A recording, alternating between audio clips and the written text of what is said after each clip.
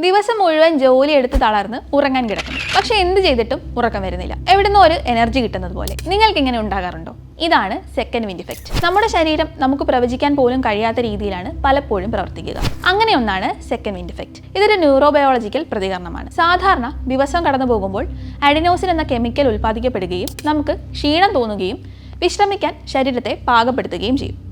എന്നാൽ നിങ്ങൾ ഉറങ്ങാനുള്ള സമയം കഴിഞ്ഞുമുണർന്നിരുന്നാൽ നിങ്ങളുടെ സർക്കാഡിയൻ രഥത്തെ ഇത് ബാധിക്കും. ഈ സമയത്ത് തലച്ചോർ ഡോപ്പമിനും സെറട്ടോണിനും പോലെയുള്ള ഹാപ്പി ഹോർമോൺസും അഡ്രിനാലിനും കോർട്ടിസോളും പോലുള്ള സ്ട്രെസ് ഹോർമോൺസും പുറത്തുവിടും. തൽഫലമായി ഒരു ഊർജ്ജം ലഭിച്ച പോലെ തോന്നുകയും ഉറക്കം വരാതെ ഇരിക്കുകയും ചെയ്യും.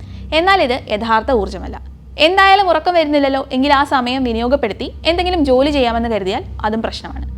അത് സ്വാഭാവികമായ ഉറക്കത്തെ തടസ്സപ്പെടുത്തും. ഇത് പതിവായാൽ ഉറക്കമില്ലായ്മ, ഉത്കണ്ഠ, ഏകാഗ്രതക്കുറവ്, ഹോർമോൺ പ്രശ്നങ്ങൾ എന്നിവയ്ക്ക് കാരണമാകും. ഈ അവസ്ഥ എങ്ങനെ കൈകാര്യം ചെയ്യാം? ഉറക്കം വന്നു തുടങ്ങുമ്പോൾ തന്നെ ഫോണും മറ്റും ജോലികളും മാറ്റിവെച്ച് ഉറങ്ങാൻ കിടക്കുക. സ്ക്രീൻ സമയം കുറയ്ക്കുക, സ്ട്രെച്ചിങ് ചെയ്യുക, നന്നായി വെള്ളം കുടിക്കുക തുടങ്ങിയവയും നല്ല ഉറക്കം ലഭിക്കാൻ സഹായിക്കും.